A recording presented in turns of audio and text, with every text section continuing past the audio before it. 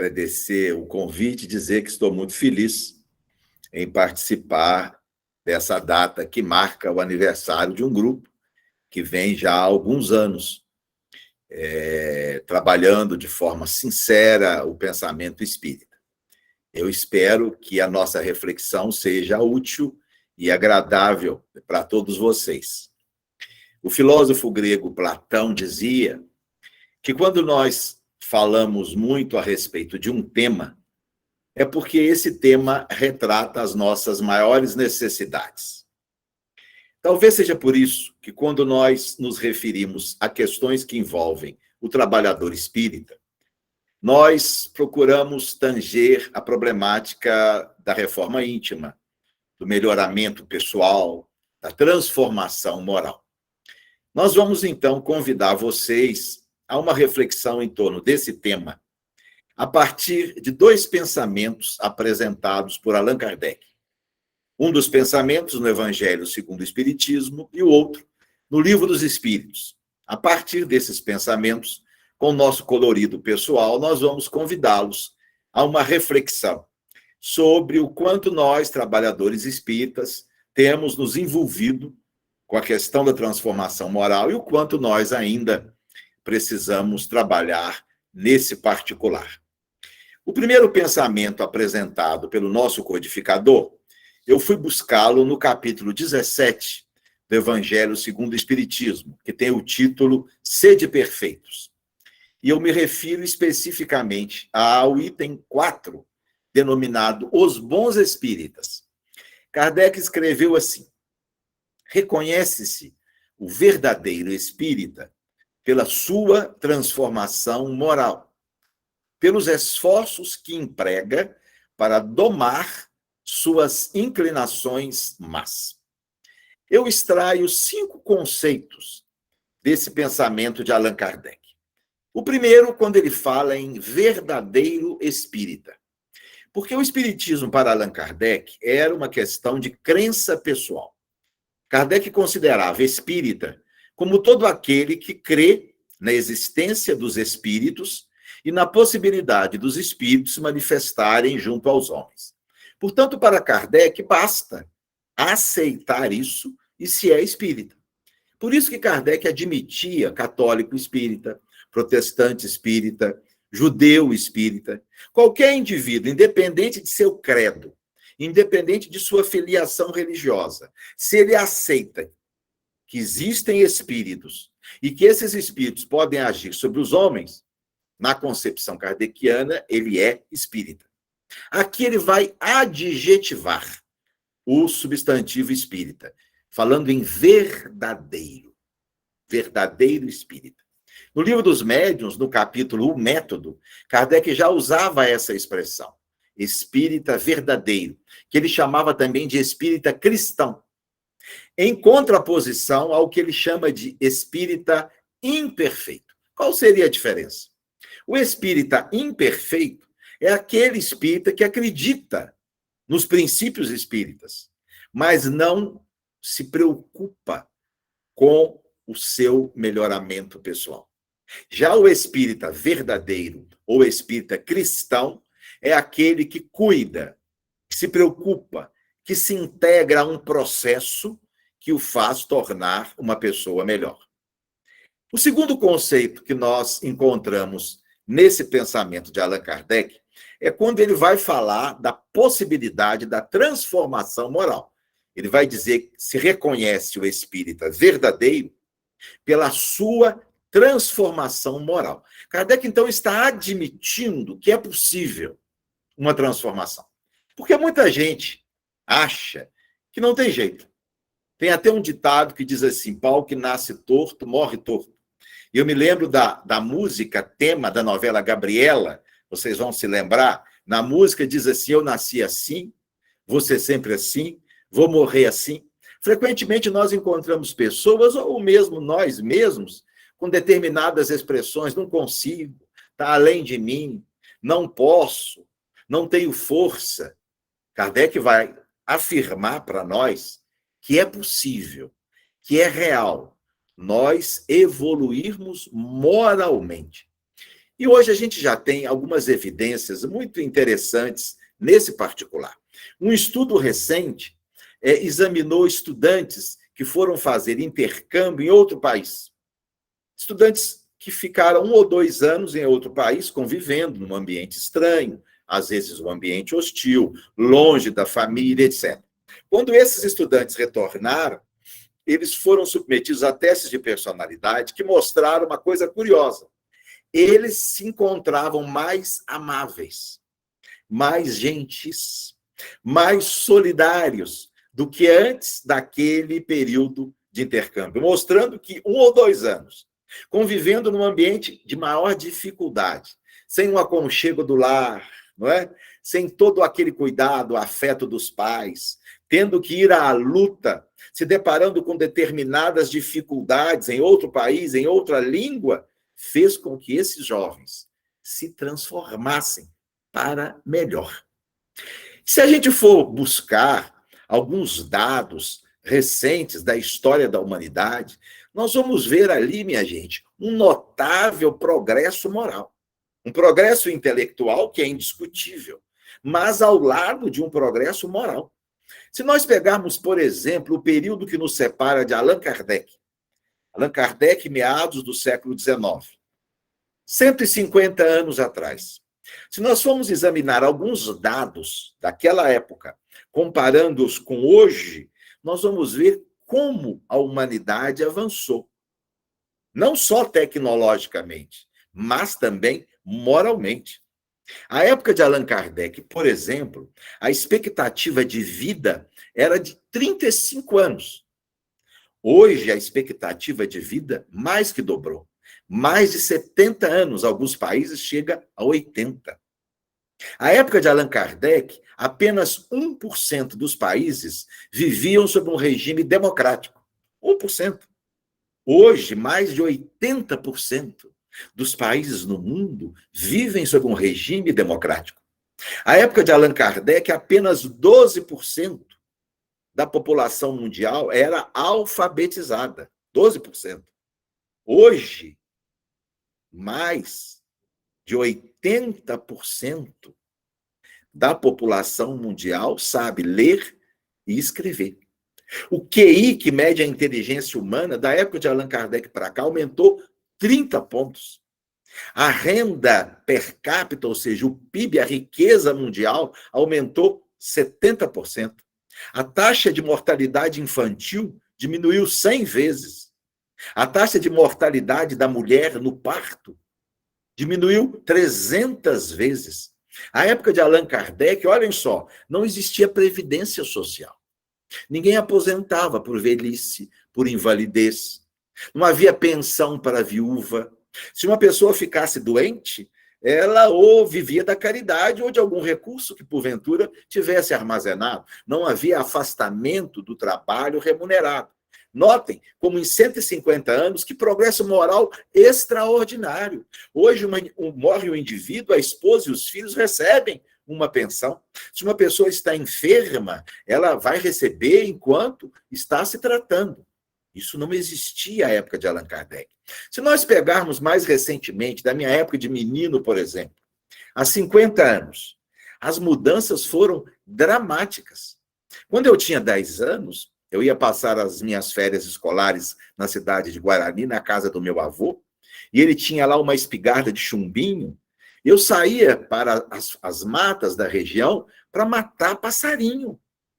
Isso há 50 anos, algo que hoje é inconcebível. O cuidado com os animais, o respeito às crianças, a presença social firme da mulher, a criminalização da homossexualidade. Há 50 anos, minha gente, um casal homossexual, se fosse descoberto, países da Europa, como Inglaterra, Alemanha e França, eles eram presos. Eram presos. O voto da mulher, a aposentadoria, o trabalho de 8 horas, a folga semanal, tudo isso vem de menos de um século para cá, mostrando para nós que quando Allan Kardec fala de uma transformação moral, ele está falando de algo que é mensurável, algo que é real. Mas vamos avançar nesse conceito. Reconhece-se o verdadeiro espírita pela sua transformação moral. O terceiro conceito que a gente coloca é, quando Allan Kardec fala de transformação moral, ele está se referindo à transformação moral de quem? Sua, diz ele. Sua, minha, de vocês. Não é a transformação moral de outros. Se nós estamos empenhados ou acreditando que vamos transformar os outros, estamos redondamente enganados. Podemos desistir. Isso não é possível. Muitos de nós ainda estamos nessa dimensão, acreditando que podemos mudar os outros. Quantas vezes a gente assiste uma palestra e pensa assim, pena que o fulano não tivesse aqui. O que o expositor falou encaixa direitinho nele. Pena que ele não tivesse aqui. Ele precisava ouvir isso. Esse tipo de pensamento em nós retrata que nós ainda não começamos a entender a coisa. Eu tenho uma amiga, uma vez ela me disse assim, Ricardo, vou largar o espiritismo. Eu disse, mas por quê? O que houve? Eu estou há 10 anos no centro espírita e até hoje meu marido não melhorou nada. Não entendeu coisa alguma. Não percebeu nada daquilo que a doutrina espírita ensina e apresenta. Durante quase toda a minha vida, eu observei uma coisa muito curiosa lá em casa. Meu pai sempre gostou de uma cachaçinha. E minha mãe sempre gostou de um cigarrinho. A vida inteira, um provocou o outro e implicou com o outro. Quando saiu uma matéria na revista sobre os malefícios do cigarro, meu pai pegava e mostrava para ela. Quando saía qualquer coisa relativo à problemática da cachaça, minha mãe recortava e mostrava para ele. Pois bem, ficaram juntos mais de 50 anos. Conclusão, meu pai morreu tomando a sua cachaçinha. E minha mãe fuma até hoje. A transformação moral a que se refere Allan Kardec é a nossa. Um quarto conceito nós podemos extrair desse pensamento do nosso codificador. As inclinações más. Notem que Allan Kardec é desaforado. Ele está dizendo para nós que nós temos inclinações más. Se ele fala que o que caracteriza o espírita verdadeiro é os esforços para domar as inclinações, ele está dizendo que nós temos inclinações más. Mas não há nenhum desaforo nisso. Não há nada a se envergonhar de nós possuirmos tendências que não são boas. Por um fato muito simples, minha gente. Nós não somos almas completas. Nós somos espíritos em construção. Nenhum de nós ainda está completo, pronto, arrematado. Nós somos almas que estamos em elaboração. É natural. É natural que nós tenhamos inclinações más. É natural que nós tenhamos tendências que não são boas. Resultado do estágio evolutivo em que nós nos encontramos. Alguns possuímos inclinações que são realmente mais problemáticas. O egoísmo. O egoísmo é o interesse pessoal exacerbado. Porque o egoísmo nos faz considerar as pessoas como objetos, como coisas. Usamos as pessoas desconsiderando as suas necessidades, os seus sentimentos, os seus afetos, apenas para o nosso prazer. Isso é o interesse pessoal. É se valer dos outros, sem considerar a humanidade que cada um dele tem. Uma outra inclinação muito grave é a sensualidade, que faz de nós vivermos apenas para o prazer, para o gozo, acreditando que estamos numa estação de férias, preocupados apenas com férias, viagens, acontecimentos sociais, sem em momento algum assumir a nossa responsabilidade perante a obra da criação, questão 132 do Livro dos Espíritos. A finalidade da encarnação é o progresso pessoal e fazermos a nossa parte na obra da criação. Uma outra inclinação grave, o vício do poder, que faz de nós pessoas mandonistas, que só estamos bem quando decidindo o que os outros têm que fazer e interferindo, às vezes, cruelmente na vida das pessoas. Uma outra inclinação também, de consequências muito sérias, o narcisismo, que faz de nós pessoas excessivamente vaidosas, sempre procurando o destaque, o aplauso, sempre nos colocando numa posição de realce. Outras inclinações são inclinações más, mas não são tão graves, embora criem problemas. A pressa é uma inclinação má, muitos de nós, excessivamente apressados, ansiosos, a gente acaba prejudicando as pessoas por isso. A rudeza. Há pessoas que não são más, mas são rudes, são grosseiras no falar, e acaba também fazendo as pessoas sofrerem. Uma outra inclinação má, o descompromisso, a indisciplina. Há pessoas que não são más, mas no jeito de ser acaba prejudicando os outros, porque acabam sendo irresponsáveis ao não assumir os compromissos, ao atrasar para os compromissos. Uma outra inclinação má que nós devemos examinar, a fraqueza moral, que faz de nós pessoas subservientes, submissas, pessoas que estamos sempre abaixando a cabeça, dizendo sim, senhor, sim, senhor.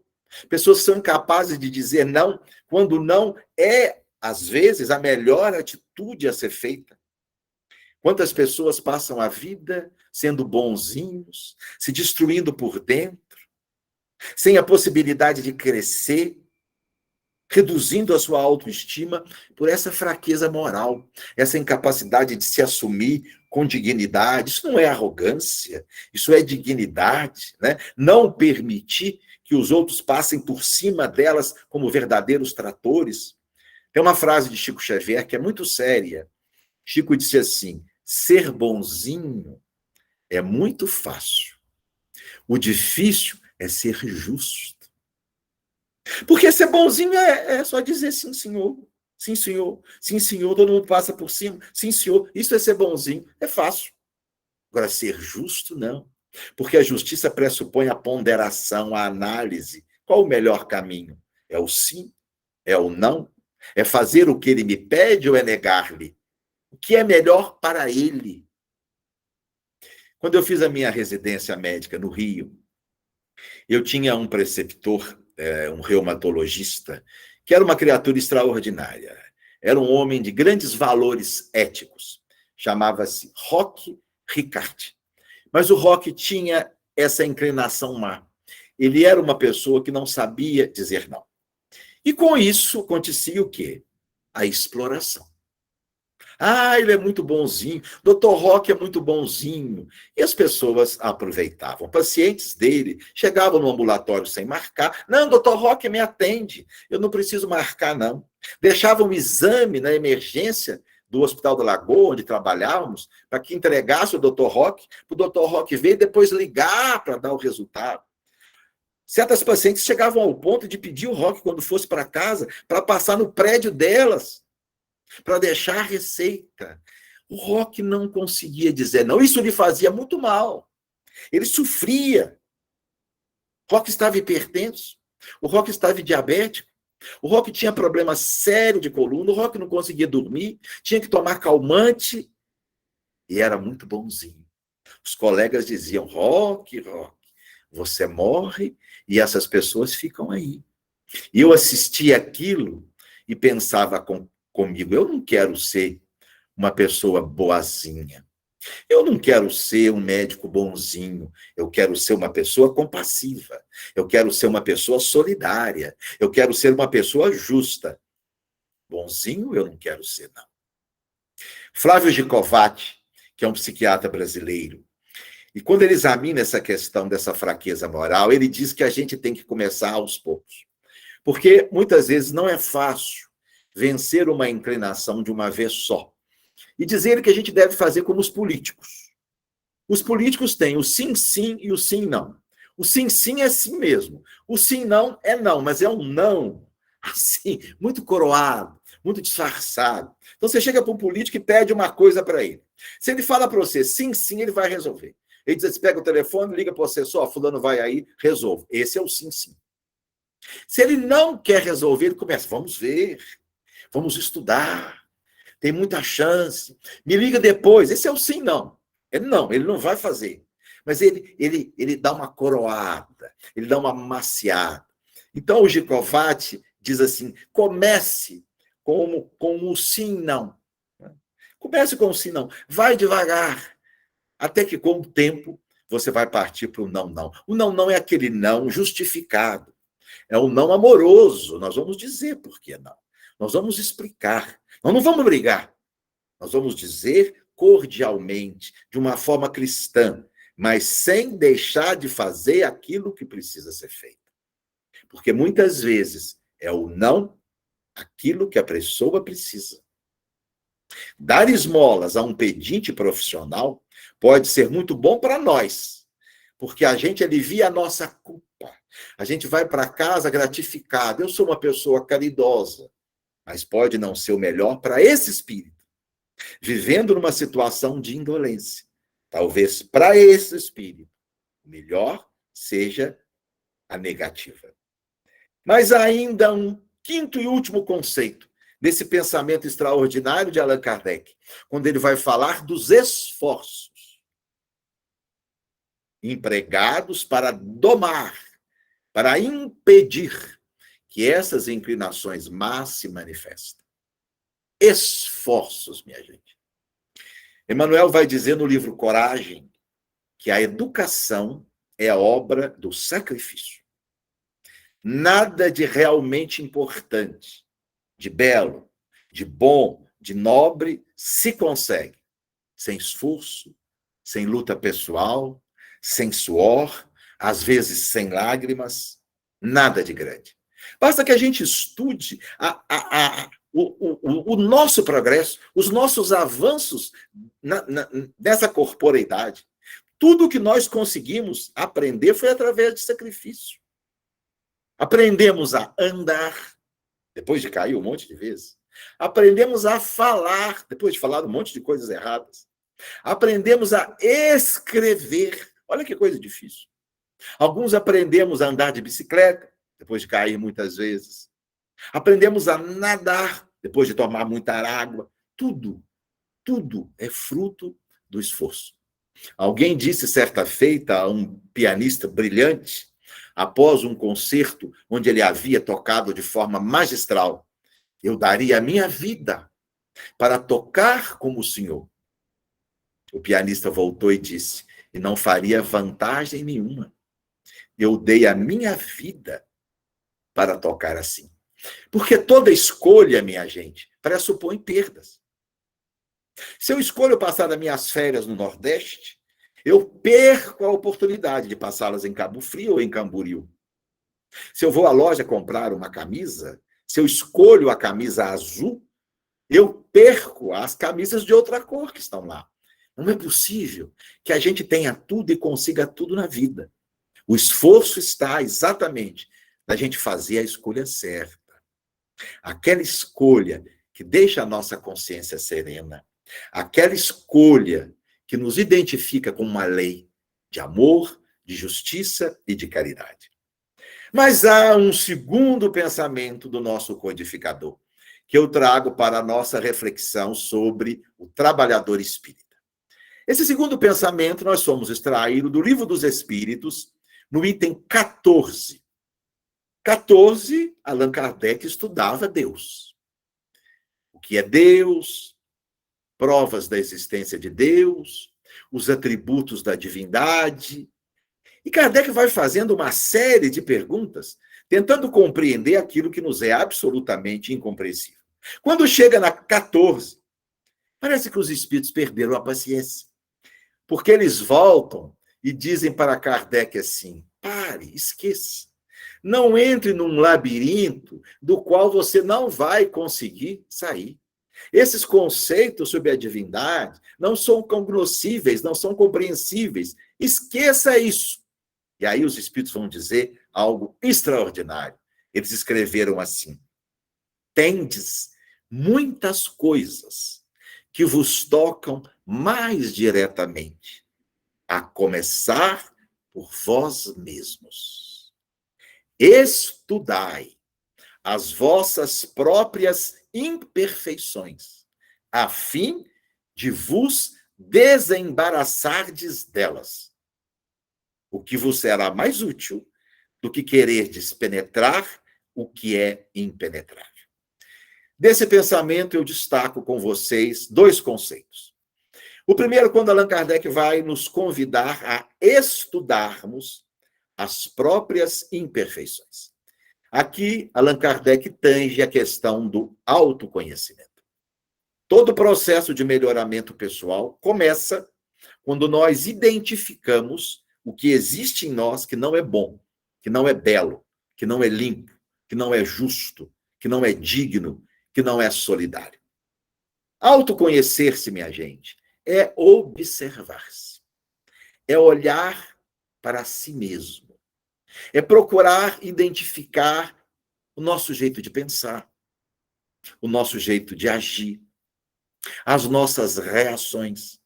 É pensar e identificar em nós o que se passa em nosso mundo íntimo diante de situações diferentes. Quais os nossos impulsos? Como nós temos nos relacionado com as pessoas? As expressões que temos empregado? O nível de paciência, de respeito?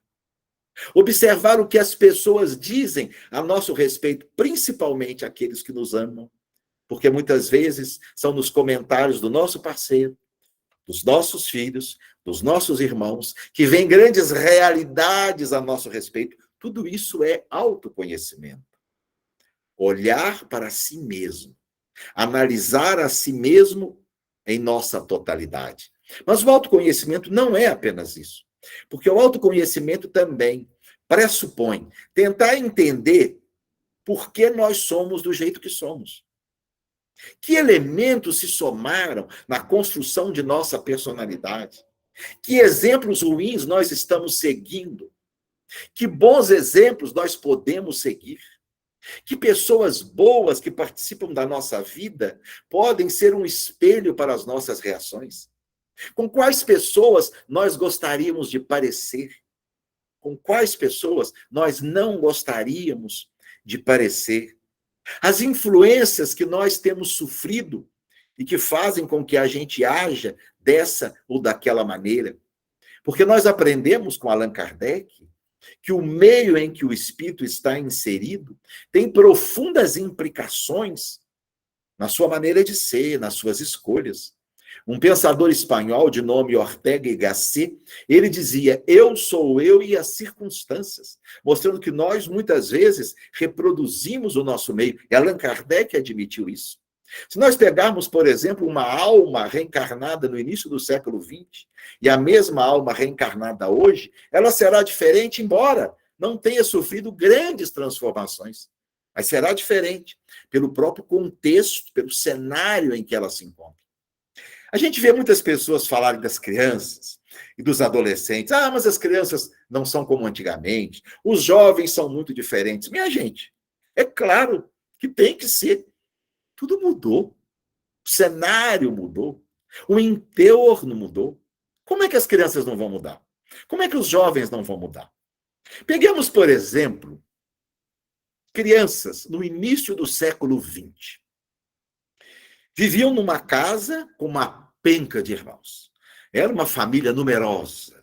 Num quarto só dormiam, às vezes, 5, 6 crianças. Um banheiro para 10, 12 pessoas. A criança quase que só convivia com a sua família e alguns vizinhos, porque ela só ia para a escola aos 7 anos de idade. Essa criança não tinha acesso a nada lá fora. Não havia meios de comunicação que traziam para ela a realidade que lhe era exterior. Não tinha televisão, não tinha rádio, não tinha internet, não tinha nada disso. Essa criança pouco convivia com o pai. A relação do pai com os filhos era muito pobre. Era mais com a mãe, que muitas vezes tinha muitos irmãos e tinha que dividir a atenção com todos eles. Muitas vezes era o irmão mais velho que cuidava do outro. Usavam, às vezes, as mesmas roupas. É aquela calça que ia passando de um irmão para o outro. Na escola era o mesmo livro, que era adotado há 10, 15 anos. O livro que eu estudava, minha irmã estudava, minha outra irmã estudava. Isso era assim no início do século XX. Hoje, se nós pegarmos uma criança hoje, geralmente é filho único. Ou quando tem é um irmão. Tem o seu quarto, o seu videogame, o seu celular. Quando se transforma adolescentes maiorzinhos, já tem o seu carro, o seu quarto com o seu banheiro. Essa criança sai de casa com 2, 3 anos para a escola. Ela tem acesso a toda uma realidade que vem lá de fora, através do celular, da televisão. Essa criança recebe uma gama de informações imensas que jamais um adulto do início do século XX iria receber.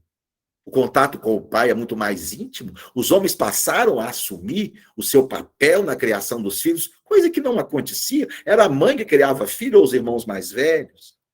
Notem, essas mudanças na estrutura da família, obviamente, têm repercussões nessa criança. Hoje a gente pega uma criança de 5, 6 anos, é uma criança mandona, autoritária, mas tem argumentos, né? Uma criança de 5 anos é quase um advogado, pronto. Quando tem argumentos em sua defesa, ele advoga em causa própria com brilhantismo. Essa criança usa argumentos de adultos do passado. Antigamente, a gente perguntava a uma criança pequena, quer um irmãozinho? Todos queriam um irmãozinho. Pergunte hoje para uma criança pequena se quer um irmãozinho. Não, não quer não. Dividir o quarto, dividir pai e mãe, dividir celular, não quer não. Isso é autoconhecimento também. Os psicólogos sociais dizem que um dos grandes problemas do autoconhecimento é o que eles chamam de bode expiatório. Bode expiatório consiste da gente não ter a coragem de assumir os próprios defeitos e os próprios erros, e sempre transferir a responsabilidade para o outro. Essa expressão bode expiatório vem na antiguidade judaica. Havia uma tradição, uma vez por ano, o sacerdote da tribo pegava um bode velho e, através de rezas, de determinados rituais, passava para o bode todas as culpas das pessoas da tribo. Depois, esse bode era colocado no deserto e morria de sede e de fome. Com isso, todas as culpas desapareciam. Podia continuar fazendo a mesma bobagem, porque no outro ano, um outro bode velho ia assumir as culpas das pessoas. A gente viu isso nos alemães com os nazistas, antes da Segunda Guerra. Depois do fiasco da Primeira Guerra Mundial, os alemães tinham que culpabilizar alguém pela corrupção, pelo desemprego, pela recessão. O bode expiatório foram os judeus. A gente vê isso nos produtores de algodão no início do século XX na América do Norte. É um dado estatístico. Sempre que o preço do algodão caía, aumentava o linchamento de negros. Alguém tinha que ser culpado pela queda do preço do algodão. O bode expiatório eram os negros. A gente vê muito isso em determinadas famílias. Pessoas de certas famílias que nunca se ocuparam com o idoso enfermo, que sequer foram a uma consulta médica. E quando esse idoso vem a falecer, culpam o médico, culpam a enfermagem, culpam o hospital. Eles nunca foram a uma consulta. É o bode expiatório, porque assumir as próprias culpas, assumir as próprias inclinações más, acompanha-se de uma dor. Há uma dor moral. O indivíduo tem que ser forte o suficiente para admitir, não, fui eu que errei. Eu tinha que ter feito melhor. Eu tinha que ter assumido outras atitudes. Isso causa uma certa angústia. Então, para que esse autoconhecimento se estabeleça em nós, nada de bode expiatório. Assumirmos, sim, as nossas inclinações más para darmos o segundo passo. E o segundo passo, Allan Kardec vai dizer nesse item 14. Estudai as vossas próprias imperfeições, a fim de vos desembaraçardes delas. Aí vem o segundo processo da transformação moral. O primeiro é o autoconhecimento. O segundo é o autocontrole. Porque não basta, minha gente, não basta a gente reconhecer as nossas imperfeições. Quantos de nós sabemos, admitimos uma série de defeitos? Será que nós que somos ciumentos não sabemos que somos ciumentos? Será que os que somos impacientes nunca percebemos que somos impacientes? Será os que temos tendência à depressão, à tristeza, não sabemos que somos pessoas com tendência à tristeza? Quantos médicos e educadores físicos fumam? Ora, eles não sabem que fumar faz mal? Sabem, mas ficam apenas no autoconhecimento. Nós precisamos partir para o autocontrole. Uma pesquisa realizada em 2013 pelo Instituto Gallup mostrou que 90% dos norte-americanos acham que a infidelidade conjugal é um erro. 90%. Mas 50% dos homens norte-americanos traem suas esposas. Mas como entender isso? Se 90% sabem que é um erro, por que tantos deles cometem aquele erro? Porque a grande dificuldade nossa, minha gente, é tirar algo que está no nível mental e colocá-lo no nível real. Nós admitimos as coisas, mas muitas vezes não nos movemos no sentido de superá-las. Aí entra o autocontrole. O autocontrole é colocar a mão na massa. É fazer o que é certo. É domar, é não impedir que essas inclinações más se manifestem. Porque será treinando a amabilidade que um dia eu me tornarei amável. Será treinando a humildade que um dia eu serei humilde. Será treinando a paciência que um dia eu me tornarei paciente. Perguntaram uma garotinha espírita de 8 anos, numa escolinha de evangelização, o que era a reforma íntima. A sua resposta nos evoca Paulo de Tarso. Ela disse assim: reforma íntima é a gente parar de fazer o que gosta e só fazer o que não gosta. Note a profundidade dessa resposta. O que a gente gosta é aquilo que a gente fez, é aquilo que a gente está fazendo. A gente gosta porque é fácil, está na nossa natureza. O que a gente não gosta é fazer o diferente, que é o bom, que é o diferente que a gente precisa. A gente ainda não gosta porque não faz parte da nossa natureza. Precisa ser incorporado dentro de nós. É como a história atribuída a Sigmund Freud, de que certa feita ele perguntou aos seus estudantes o seguinte dilema: você tem um balde de água suja e quer substituí-lo por água limpa, mas não pode simplesmente jogar a água fora. O que fazer? E a resposta é a seguinte: coloca o balde com água suja debaixo de uma torneira onde sai apenas água limpa. Com o tempo, toda a água suja será substituída pela limpa. O autocontrole é isso. Fazendo apenas o certo, nós estaremos com o tempo tornando o certo uma inclinação nossa.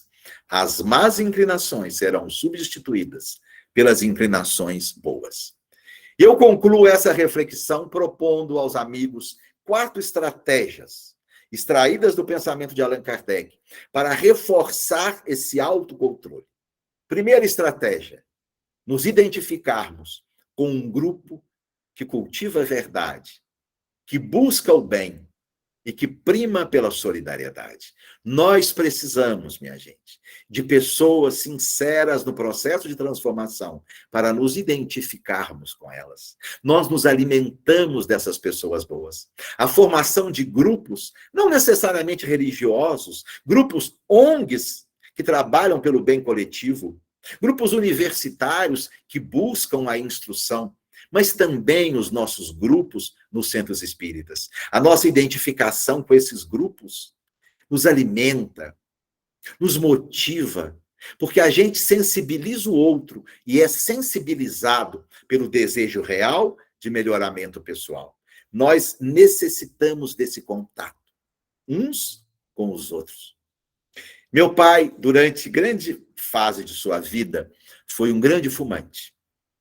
E tinha um amigo do movimento espírita também, que era um grande fumante, Adalcino Scanapieco, uma criatura extraordinária, ambos já desencarnados, meu pai e Adalcino. Certa feita, meu pai encontra com Adalcino, sem um maço de cigarro no bolso. Meu pai olhou: mas Adalcino, você largou o cigarro? O Adalcino: larguei, Arthur, larguei. não fumo mais. E o meu pai ficou tão sensibilizado, chegou em casa e falou com a minha mãe, se o Adalcino largou o cigarro, eu também largo. E com muito esforço, com muita luta, meu pai parou de fumar. Meses depois, reencontro o Adalcino, e o Adalcino com um cigarrinho entre os dedos. Meu pai volta para ele, mas Adalcino, eu parei de fumar, rapaz. Por sua causa, você está com um cigarro aí. O Adalcino ficou com tanta vergonha, que parou de fumar de novo. Eu confesso a vocês que o que me fez assumir o trabalho espírita foi um grupo de jovens espíritas, muito mais jovens do que eu. Eu havia terminado a minha residência médica no Rio de Janeiro, perto de 30 anos, voltei para Juiz de Fora, era espírita, mas espírita genético, sem frequentar centro, sem trabalhar, sem estudar a doutrina espírita. Mas eu me identifiquei com um grupo de rapazes e moças de 17, 18, 19 anos, jovens, bonitos, saudáveis, e que se ofereciam nos finais de semana em benefício do próximo, no Centro Espírita Vinha de Luz, no Jardim Natal. Eles eram vinculados à Casa Espírita, na Rua Sampaio, onde minha mãe era presidente, e tinham esse notável trabalho social num bairro de periferia. E quando eu vi aqueles rapazes bonitos, jovens, se envolvendo de forma tão profunda no bem do seu semelhante, eu caí numa crise de vergonha, de vexame perante mim mesmo e disse para mim mesmo, meu Deus, como até hoje eu nunca fiz isso. E foi ao ver esses jovens que eu fui tomado pela consciência do dever e resolvi estudar a doutrina espírita e me associar ao movimento espírita. Então, a primeira estratégia, vamos nos unir a um grupo que deseja sinceramente o bem. Segunda estratégia, pedirmos a Deus, através da oração, que nos ajude na autossuperação. Na questão 910 do Livro dos Espíritos, Kardec indaga, os bons espíritos podem nos auxiliar a superar as nossas paixões? A resposta é consoladora. Sim. Peça a Deus com sinceridade e ele enviará os espíritos bons para auxiliá-los. No Evangelho segundo o Espiritismo, no capítulo 28, Allan Kardec propõe uma prece para vencer um defeito. Terceira estratégia para reforçar o autocontrole, o estudo continuado. O esclarecimento nos torna pessoas melhores. Allan Kardec estabeleceu o progresso intelectual precede o progresso moral. Quando nós temos verdadeira ciência da realidade das coisas, nós nos armamos de recursos, de motivos superiores para desenvolver. Quando nós examinamos o progresso moral da humanidade, particularmente a queda da criminalidade humana, nós vamos ver. Houve um momento, século XV, XVI e XVII, que a criminalidade caiu de forma dramática. Isso coincidiu com a invenção da prensa no século XVI, com a popularização dos livros e dos romances no século XVII e no século XVIII.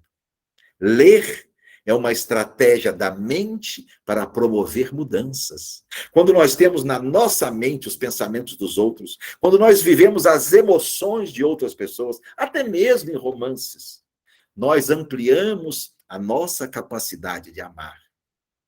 E o estudo, minha gente, nos dá a condição de assumirmos a orientação da nossa própria vida. Porque nós vivemos hoje uma epidemia de orientação. Todo mundo quer orientação. Vai no padre, vai no pastor, vai no psicólogo, vai no centro espírita, orientação. É claro que a gente faz o melhor, a gente dá o que a gente pode, mas toda orientação tem o viés daquele que orienta. E aquele que orienta não é a pessoa que pede a orientação. Nós somos pessoas diferentes. Nós temos necessidades diferentes. A gente faz o melhor no atendimento fraterno, mas o atendimento fraterno real é aquele que o indivíduo faz consigo mesmo. Quando ele busca, através dos recursos que tem, os elementos que vão permitir a construção de uma personalidade melhor. A respeito de orientação, eu gosto de um caso muito engraçado, de um cidadão que estava muito mal na vida. A mulher tinha largado ele, foi rebaixado no emprego, a filha se casou, saiu de casa, ele com um problema de coluna, e estava aborrecido, triste da vida. Até que um amigo de serviço falou assim, vai no bairro tal, procura um pastor nessa igreja, ele é muito acolhedor, peça uma orientação. E ele foi. E realmente o pastor o acolheu, não é? Conversou longamente com ele. E no final disse assim, meu amigo, o que você precisa é de um banho de evangelho. Eu vou lhe dar um exemplar do Novo Testamento. Você vai levar com você. E toda vez que baixar essa tristeza, mas abra ao acaso, que o Espírito Santo vai lhe enviar um recado, uma orientação. Vá, acredite, tenha fé. E ele agradeceu muito a acolhida, pegou o Evangelho, o Novo Testamento, foi para casa. No dia seguinte, acordou muito mal. A filha não tinha telefonado, a coluna doendo muito, lembrou dos afazeres que tinha que ter, aquela coisa toda, baixou aquela tristeza, e ele então lembrou do pastor. Abro o Evangelho ao acaso, virá o recado dos bons espíritos. Ele então pegou o Novo Testamento, abriu ao acaso, caiu em Mateus 27:5. Ele leu, e Judas, saindo do templo, se enforcou. Ele falou, que isso? Não é possível. Alguma coisa aconteceu de errado. Vou abrir novamente o Evangelho. Abriu de novo, ao acaso, caiu. Lucas 10:25. Faze tu o mesmo. Falou, meu Deus, não é possível. Esse é o recado do Espírito Santo. Não, vou tentar uma última vez. Abriu de novo, ao acaso, caiu. João 13:27. O que tens de fazer, faze agora. Nunca mais pediu orientação. É o estudo, é o conhecimento que faz com que a gente oriente a nossa vida. E, finalmente, uma quarta e última estratégia para o reforço do autocontrole: o trabalho voluntário. Quando Jesus percebeu que os discípulos já tinham uma soma de conhecimento preliminar, chamou-os, dividiu-os em duplas e disse, ide e pregai, curai os enfermos, limpai os leprosos, ressuscitai os mortos, dai de graça o que de graça recebestes. Jesus quis mostrar, minha gente, que a transformação moral é um processo que se dá, sobretudo, no nosso contato com o outro. Ajudando o outro, a gente se ajuda. Esclarecendo o outro, a gente se esclarece. Servindo o outro, a gente serve a nós mesmos. Espero que a minha mensagem tenha motivado os irmãos para uma leitura e uma reflexão em torno desse tema, pois esta é a maior prioridade da nossa vida. Transformarmos o conhecimento numa ação real, que faça de nós pessoas efetivamente melhores. Um grande abraço e parabéns a todos pelo aniversário da casa.